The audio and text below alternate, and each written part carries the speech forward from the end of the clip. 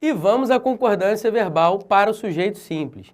Hoje, sem muito papo, é só trabalho, beleza? Sem gracinha, vamos trabalhar. Vamos lá. Concordância para o sujeito simples. Regra geral, RG, né? Regra geral. Os mega-eventos nos países emergentes vêm destacando-os. Observe que o verbo vir recebe o chapeuzinho, o acento circunflexo, porque o sujeito dele é um sujeito que apresenta um núcleo no plural. Portanto, os mega-eventos vêm. Observe que o verbo vir recebe o acento circunflexo por estar na terceira pessoa do plural, uma vez que o núcleo do sujeito está na terceira pessoa do plural. Vamos supor que numa prova o cara perguntasse assim, o verbo vir está na terceira pessoa do plural porque concorda com países ou países emergentes. O que você diria, certo ou errado? É claro que está errado, porque o verbo concorda com o núcleo do sujeito. Portanto, o verbo aqui só pode concordar com mega-eventos. Não viaja. Não viaja. Beleza? Agora, olha para mim rapidinho. Pô, Pestana, eu sei que daqui a pouco você vai falar que o verbo pode concordar com o núcleo do adjunto. É verdade. Pô, então como é que tu vai estar falando aí que não pode concordar? É porque existem casos especiais. Especiais. Em que o verbo pode concordar com o núcleo do adjunto. Este não é um caso especial. Beleza? Então vamos aos casos especiais? Vamos lá, olho na telinha. Número 1. Primeiro caso especial. A multidão gritou entusiasticamente o nome do jogador.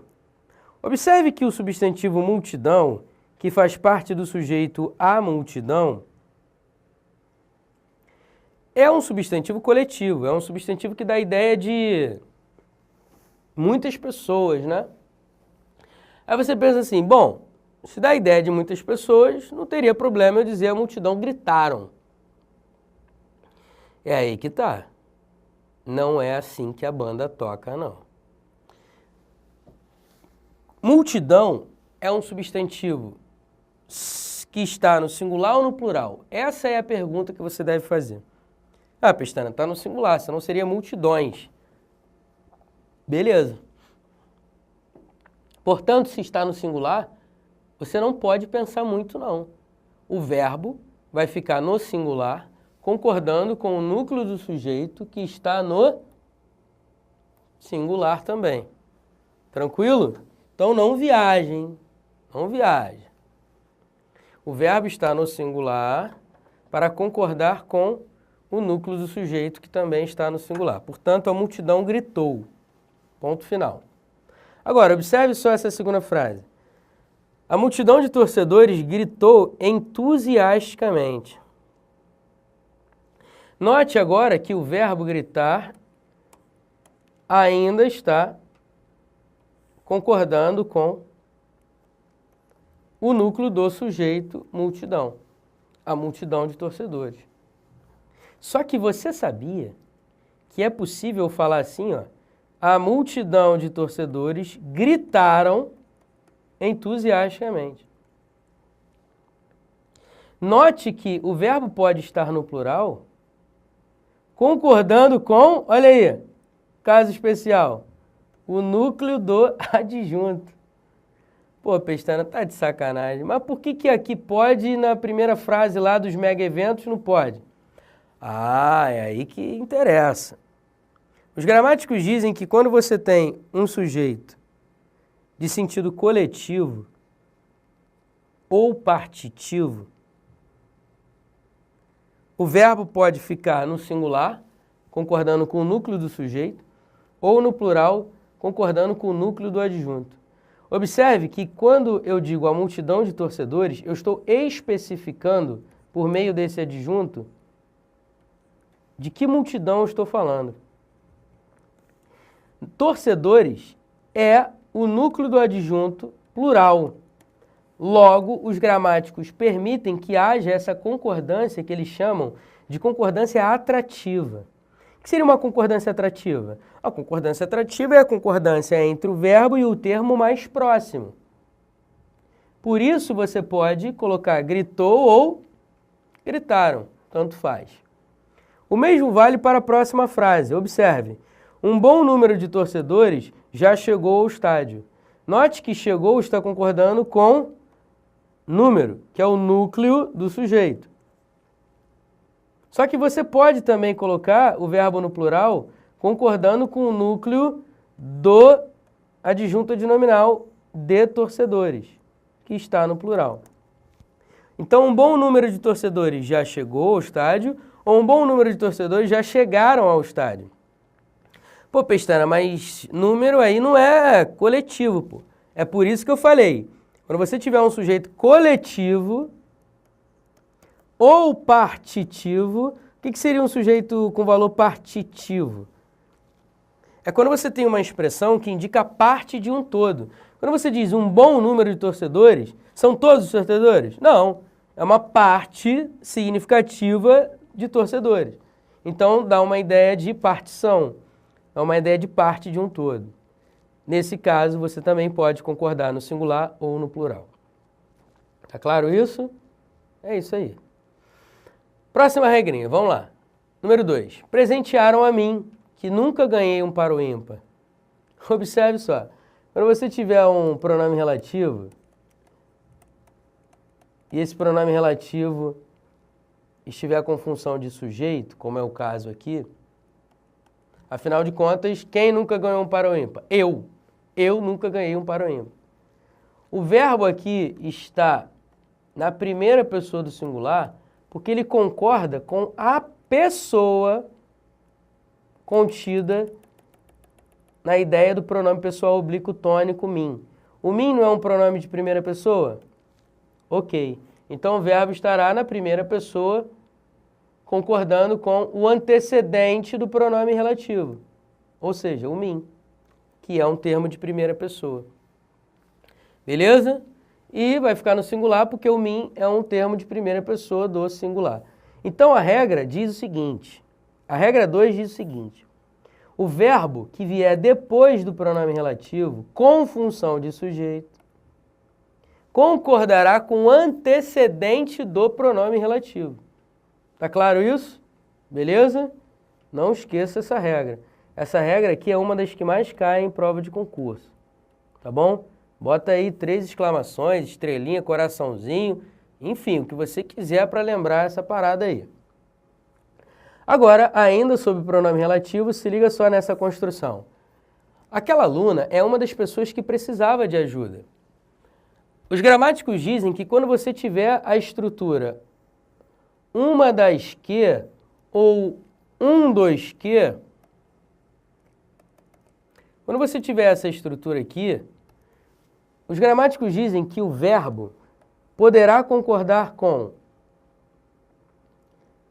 o termo no plural, que vem antes do pronome relativo que, ou o numeral um ou uma. Portanto, o verbo poderia ficar no singular ou no plural.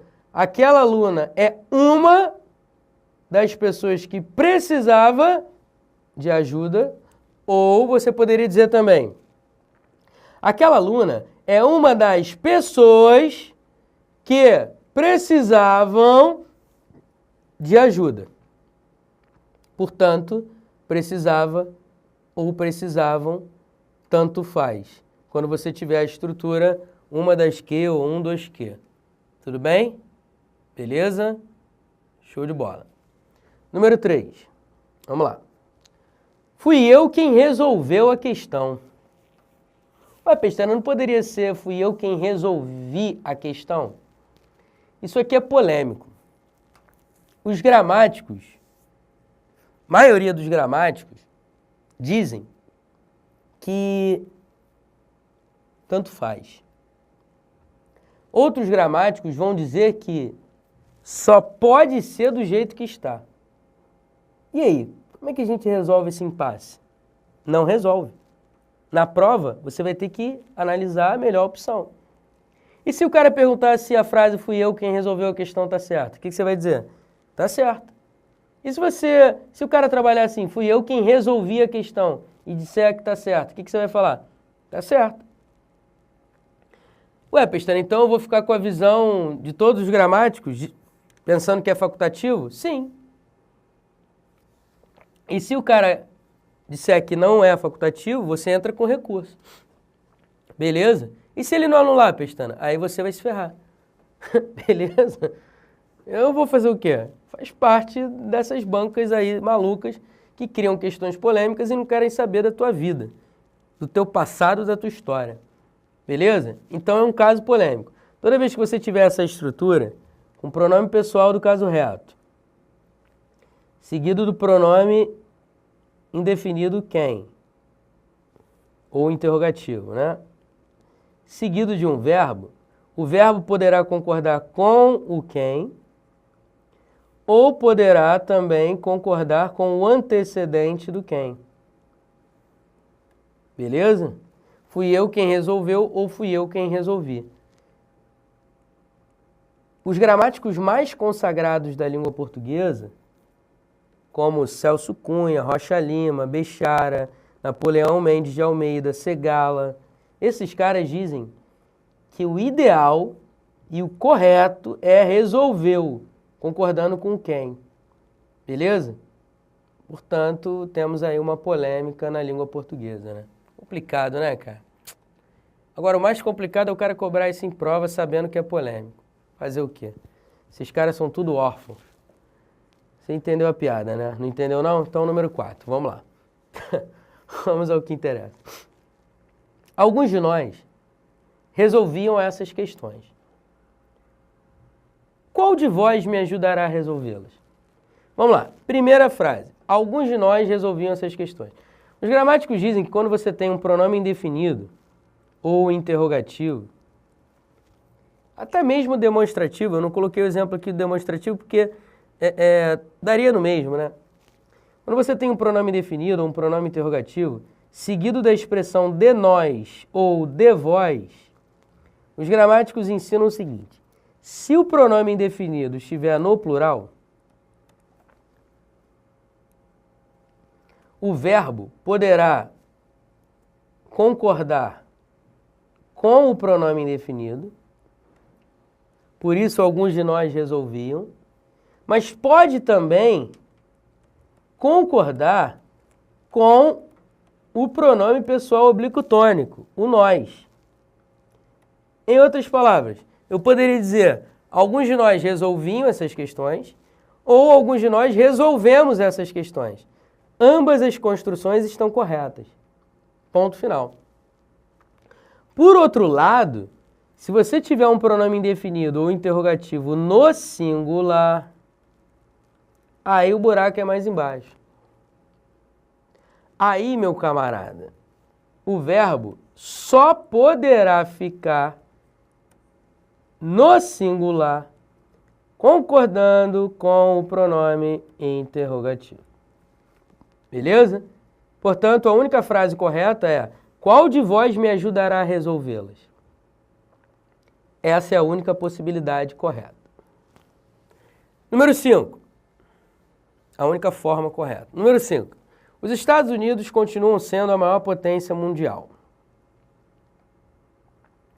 Quando você tiver uma palavra pluralizada, antecedida de artigo, os gramáticos dizem que o verbo tem que ficar no plural. Os Estados Unidos continuam sendo a maior potência mundial. Então o verbo vai ficar no plural obrigatoriamente, porque essa expressão pluralizada por natureza, Estados Unidos, vem antecedida de artigo. Por outro lado, se não tiver artigo, o verbo vai ficar no singular. Restará Estados Unidos após tantas guerras? Por que agora o verbo fica no singular, Pestana?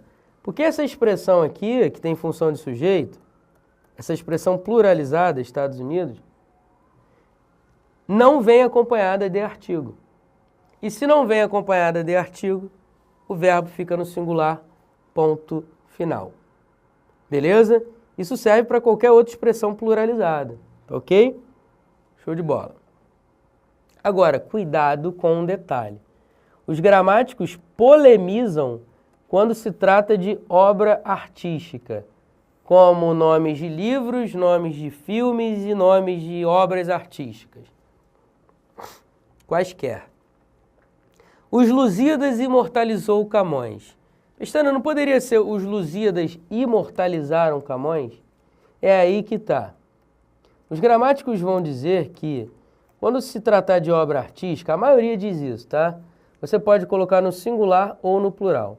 Portanto, como eu já vi isso em prova cobrando singular ou plural, é facultativo, então eu vou dizer que é facultativo. Beleza? Próxima lição, lição número 6.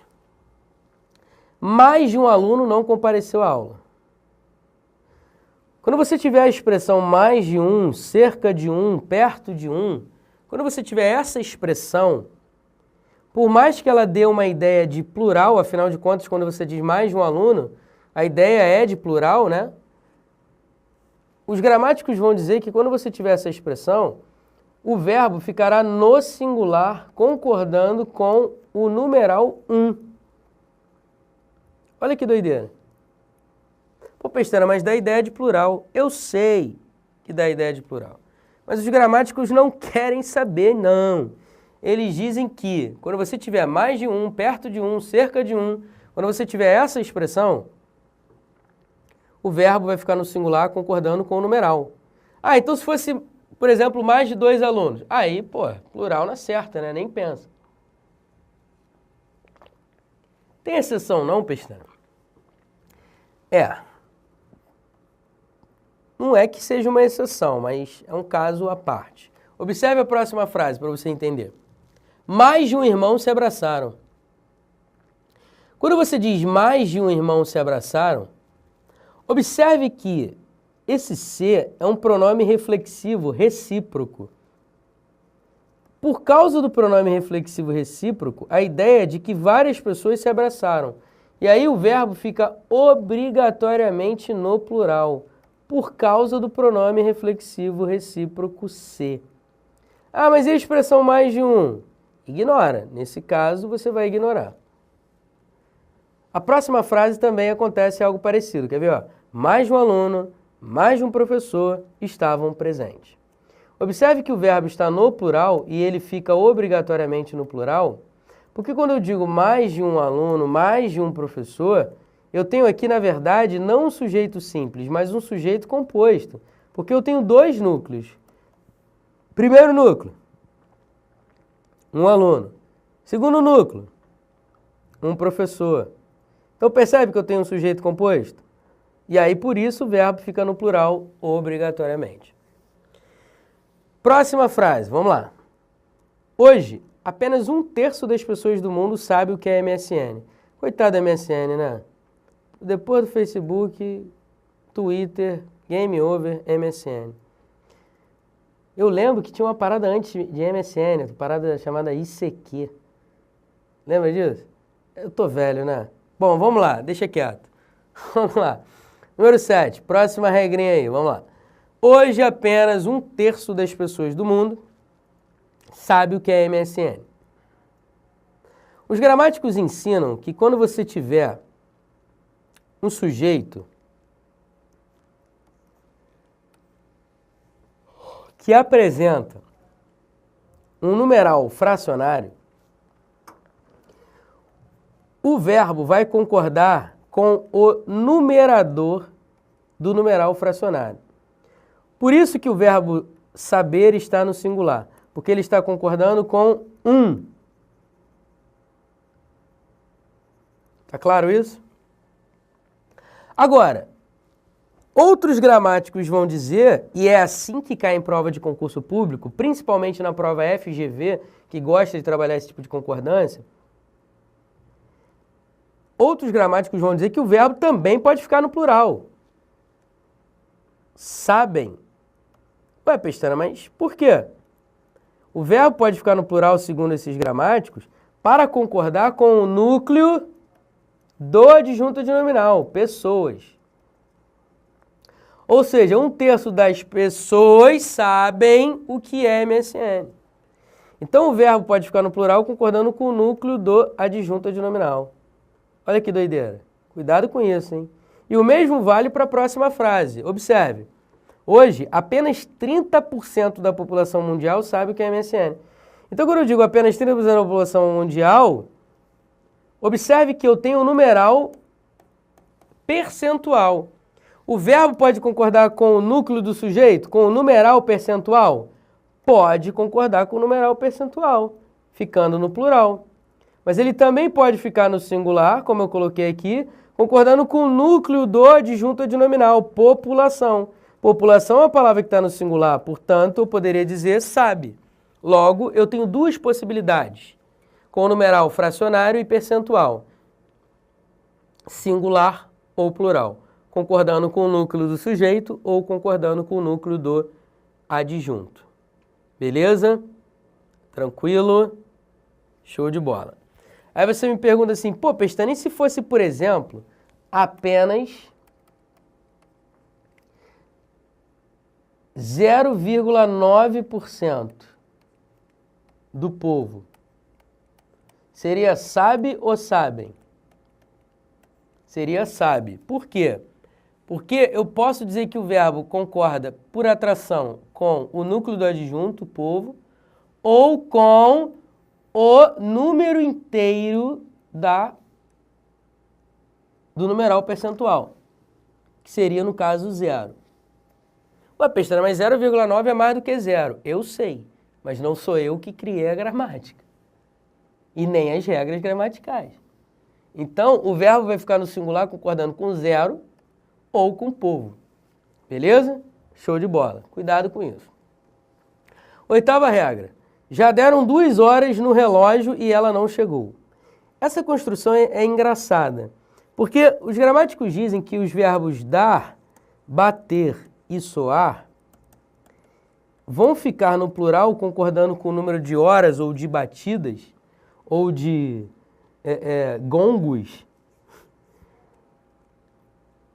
Vão ficar no plural concordando com o número de horas ou batidas ou soares, se é que existe isso. Quando, cuidado, olha agora, quando o relógio ou o sino ou qualquer coisa que soe, que bate, estiver acompanhado da preposição em. Então já deram 2 horas onde? No relógio. Só que eu coloquei aqui entre parênteses a preposição em, né? Porque se eu tiver assim, ó, sem a preposição em, se eu tiver assim, ó, analisa agora, ó. Já deram 2 horas o relógio e ela não chegou. Agora, o relógio passa a ser o sujeito. E aí, o verbo dar terá que ficar no singular. Ou seja, já deu 2 horas o relógio. Em outras palavras, o relógio já deu, já marcou, já apresentou 2 horas. Percebe? Que doideira essa construção? Então, se eu tiver no relógio, já deram 2 horas. E se eu tiver, já deram 2 horas o relógio. Se eu tiver só o relógio, sem a preposição em, aí o verbo ficará no singular, concordando com o sujeito no singular. Chance de cair isso em prova? Mínima. Nunca vi uma questão sobre essa em prova de concurso. Deve ter caído, mas eu nunca vi. Número 9. O ministro com os assessores chegaram de viagem. Essa construção aqui é polêmica também.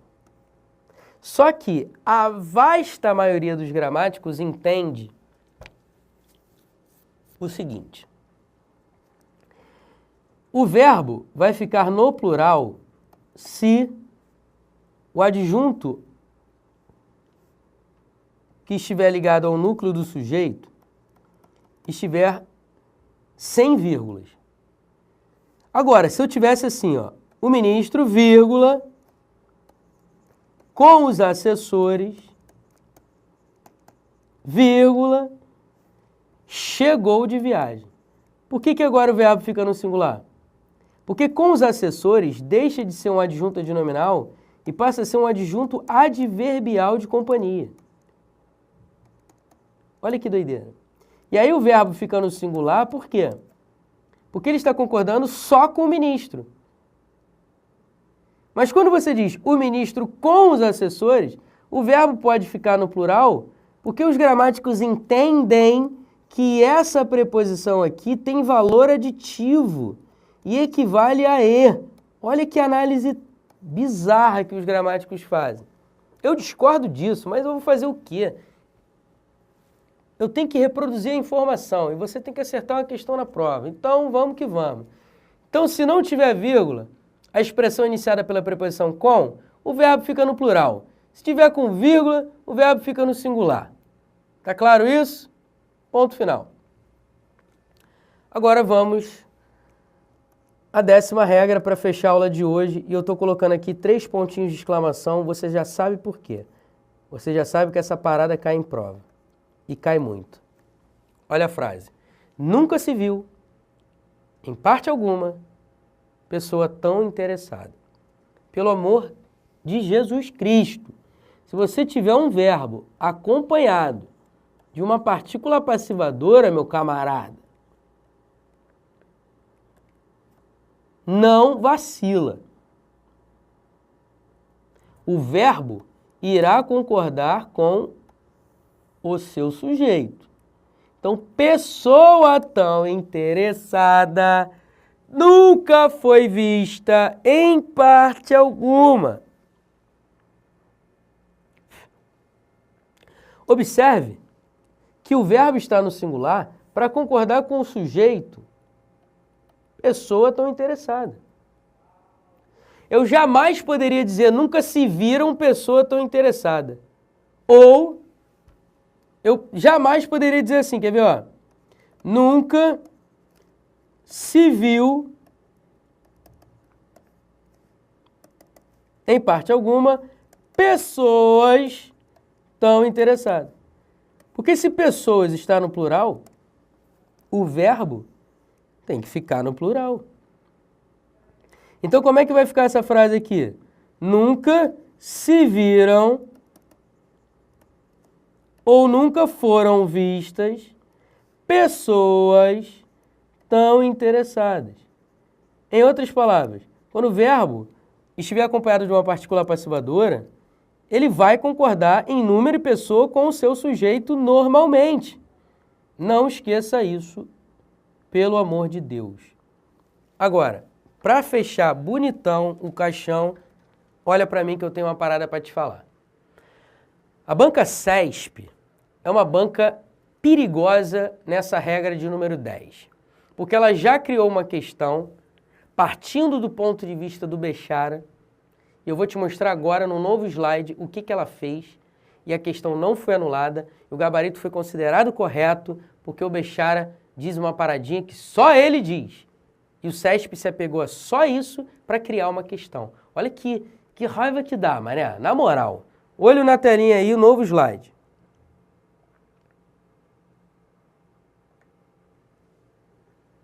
Se liga só. Vendem-se casas. Esta é a concordância que todos os gramáticos consideram corretas. Vendem-se casas. Casas é o sujeito, portanto, o verbo fica no plural. Casas são vendidas. Mistério? Mistério nenhum, articular passivadora. Aí o Bechara vai e diz assim, vende-se casas. E ele diz que isso está correto. Olha que doideira. Aí o CESP vai e me cria uma questão em cima dessa estrutura, semelhante a essa estrutura, com o verbo no singular, a partícula passivadora, em tese, né? Seria uma partícula passivadora. Vou deixar aqui em branco, porque em tese seria. Vou te explicar por que o Bechara diz. E casas aqui no plural. Aí você pensa assim, pô, Pestana, calma aí. O Bechara diz que vende-se casas, está correto? Ele diz. E o CESP trabalhou isso como correto? Sim. Então o CESP se baseou no Bechara para dizer que isso está correto? Sim. Pô, Pestana, mas eu aprendi a vida inteira que o certo é vendem-se casas. Eu também, a vida inteira.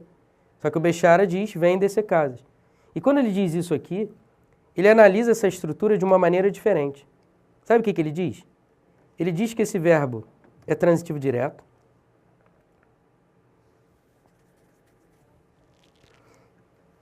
Ele diz que esse ser é uma partícula de indeterminação do sujeito. Ele diz que casas aqui é objeto direto. Pô, Pestana, mas calma aí. Eu lembro de você ter explicado que quando eu tenho uma partícula de indeterminação do sujeito, com o verbo transitivo direto, na terceira pessoa do singular, o objeto direto vem sempre preposicionado. E esse objeto direto aqui não está preposicionado. É isso aí, meu camarada. O Bechara encara isso aqui como correto, porque ele analisa como VTD, PIS e OD. Todos os outros gramáticos dizem o contrário do que ele diz. Só que o CESP não quis saber. Criou uma questão em cima da visão do Bechara. É incrível isso, né, cara? Não dá um ódio no coração? E eu vou falar mais uma coisa. Essa questão acho que foi de 2008 ou 2009, do CESP. Caiu uma questão na FGV em 2007 ou 2008 que encarou essa estrutura também da mesma maneira que o Bechara. Só que a pergunta era outra. A pergunta não tinha a ver com concordância. A FGV sublinhou o C e perguntou a função do C. Gabarito, partícula de indeterminação do sujeito. Só que, pô, essa questão tinha que ser anulada, porque se eu tenho VTD mais o C, mais um termo no plural não preposicionado, eu tenho que encarar dessa maneira aqui, ó, como a gente viu na primeira frase. Vendem-se casas, as casas são vendidas. Verbo no plural, partícula passivadora, sujeito. É, parceiro, cuidado com o CESP e cuidado com a FGV, porque eles ficam com a visão do Bechara, ou já ficaram com a visão do Bechara. Não dá uma raiva? Olha para mim rapidinho. Dá uma raiva no coração. Mas é melhor eu te falar isso, porque se cai mais uma vez na prova esse tipo de coisa, você já sabe que o Bechara tem uma análise diferente. Pô, Pestana, mas ele discorda do vendem-se casas? Não, é aí que tá. Ele não discorda. Ele só diz que há duas análises possíveis e ambas são corretas. Para o Bechara, tanto faz. Fui.